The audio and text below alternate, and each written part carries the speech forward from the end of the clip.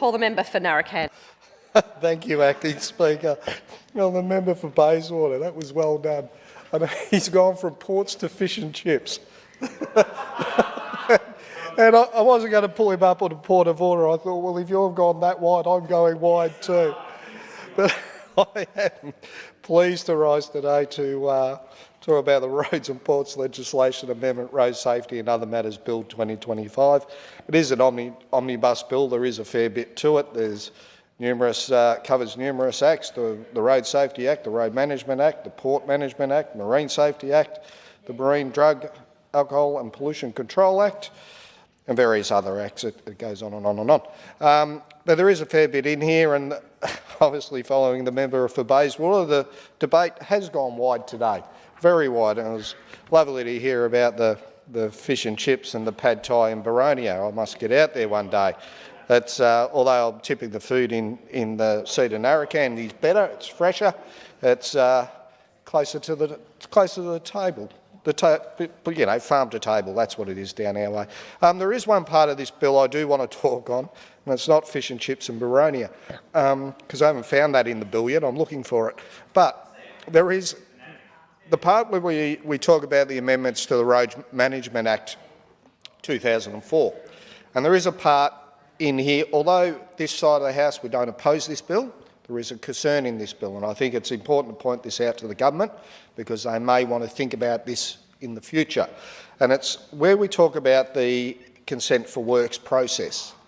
Now, this is it's a concern, and having a bit of experience in this space from my former life and having to deal with authorities like Vic Roads and Melbourne Water and every other authority you have to deal with when you're doing types of developments these days, the consent for works process, I can see dragging things out. And the UDIA, one of the leading development groups in this state, have also, I'll just quote what they said, Acting Speaker, so I'll just have to read here. They said, the UDIA noting risk introducing delays and inefficiency to development delivery, especially in growth areas where coordinating road authorities may be under-resourced and slow to respond. Now, the reason I'm leaning into this point on this bill today, Acting Speaker, is because when you do a development, you have to go out to all the relevant authorities. And in that process, as you go out to there, the relevant authorities will quite often use what we call an RFI, a request for information, because they're on timelines all the time, or they're meant to be. I'll give you an example of Melbourne Water, for example, on one development that I was involved with. Melbourne Water actually took 9 months to come out to a site to determine whether a spring was a creek or not. Now, when we're in the middle of a housing crisis like we are now, and we need developers to get going, I think this type of section of the bill, the consent to works, I think what the government is doing here is you're nearly giving an authority an excuse to delay, and that's not a good thing. We need our authorities to be more efficient, not to give them that chance to make up a reason to delay. Now, when you are planning developments, it takes time. It takes a lot of time, and unfortunately, you know, the way things are structured nowadays, and I know developments that have taken 5, 6, 7, 8 years to get through the planning process. Now, if you think of that back to when they originally purchased the land, you know, if that development's out in 18 months, it's more affordable for Victorians. But you're waiting 8 years, that price just goes up and up and up. You might do a feasibility study at 150,000 a block, and in 6 years' time it's 300,000 a block. So that's our Victorian public that are paying double. And this is where the government, we need to work on efficiency, especially with planning, to get these developments through. And this consent to works, I believe, will give Vic Roads, or whatever authority is in charge of this, that excuse. We need to take away the excuses. We need to get efficiency back into the system, because if it's not efficient, it costs more in the long run. And I don't think there's anyone in this chamber, I don't care where your seat is, whether it's Ballerine or Narracanda or Mildura or Thomastown, wherever you are, we all have seen the effects of a lack of housing supply at the moment. We all get the knocks on our doors. We can't find anywhere to rent. We can't live anywhere. So I think the government, although we don't have a problem with most of this bill, this is part of the bill that is of concern. I think the government needs to really reconsider this and try to make things more efficient, not give an authority excuse to drag things out. And that is a really big concern because, as I just stated, the longer we drag things out, the more it will cost. And I think when we're in the middle of a housing crisis, when we all know that housing affordability is an all-time low, we need to get things moving quicker, to get supply out there, to create competition, to bring prices back. That's what we should be aiming to do. But this section of the bill doesn't do that. I can kind of understand why they've done it. I get the consent to works. I've had to deal with that myself. But I don't think this is the right way to word it. I think authorities will use it as an excuse to extend their time to respond. Now, we should get to a point where if an authority hasn't responded in a certain amount of time, that should be approved. But that's not happening. Like I just gave you the example of Melbourne Water taking 9 months just to do an inspection. But this just doesn't happen with Vic Roads and Melbourne Water. It happens in every authority where you have to deal with planning. And councils as well.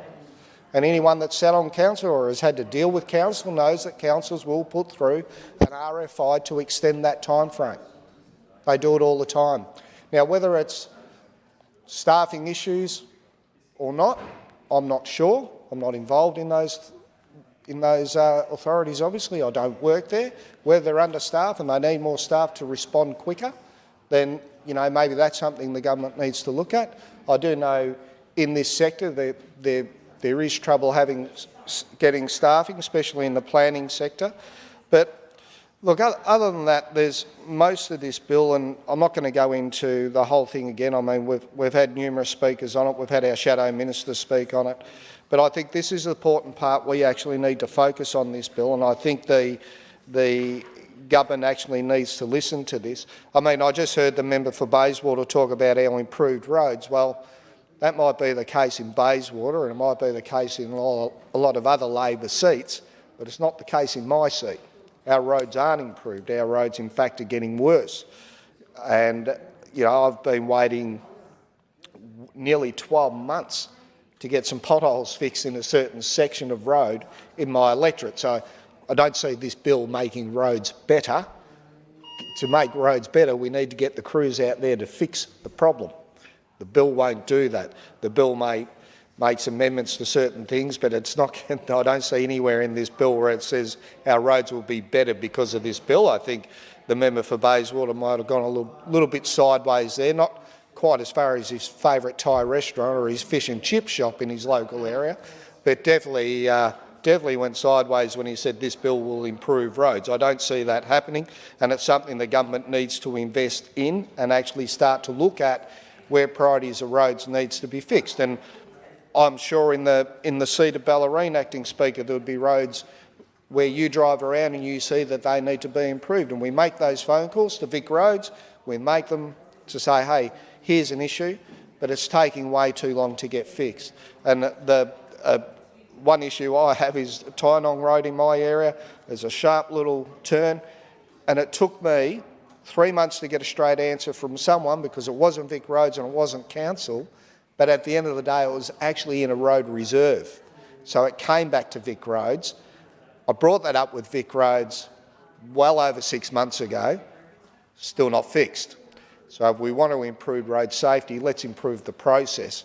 And I know we can get online and you can see what is a Vic Road and what is a local council road, but every now and again there's these grey spots and council goes, not my job, Vic Road says, not my job, until you actually get down to the actual person whose job it is. So if we want to talk about road safety, let's get the crews out there and fix the problems. This bill, as I said, we don't oppose it, but I do have a concern of the consent for works. I think that's going to cause delays, and that is also reiterated by the UDIA. I think the government probably needs to relook at that, word it differently, so we don't give the authorities an excuse to drag it out. Thank you.